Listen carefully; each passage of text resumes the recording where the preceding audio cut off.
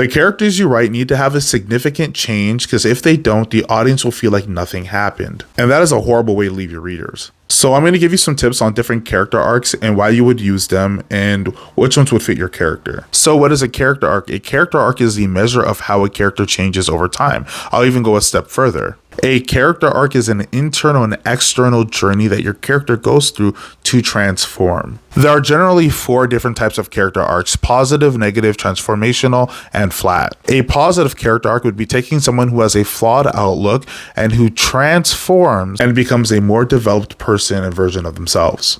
An example would be Naruto believing that the only way to connect with other people is by defacing and vandalizing, as well as mocking people by gathering their attention, but finding out later that connection is through understanding other people. A negative character arc would be somebody who falls deeper into their flawed belief or rejects a new truth. An example would be Anakin Skywalker falling to the dark side and becoming Darth Vader and rejecting the light side.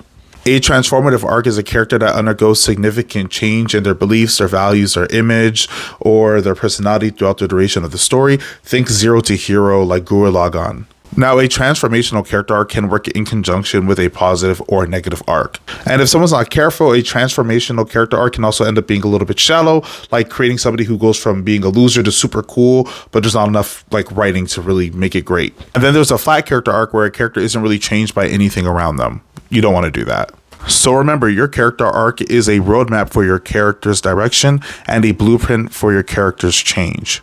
This also helps you understand the answer to your thematic question or argument that you should have for your story. And lastly, this helps you understand a fundamental concept of storytelling, which is conflict. Because once you know the arc that your character is on, you can give them conflict that is specific to that arc. For example, if you're writing a positive character arc, the conflict should reinforce those positive attributes that your character should be learning throughout the story. The change that comes from this conflict will in turn impact your character, making them more interesting.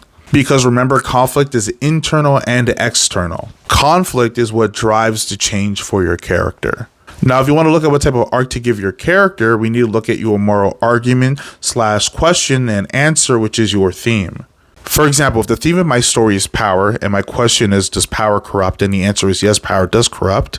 And then my moral argument is that power without restraint corrupts. I am then going to write a negative character arc where I have a main character who's corrupted by power and loses himself. Now, that would sound like Death Note. And this gives you a far clearer trajectory for where your story can go, which gives you a better understanding of the type of conflict to give to your character, because this is conflict that reinforces the need for power. So let me know in the chat what type of character arc you're going to be giving to your characters, or some themes that you have going on in your story.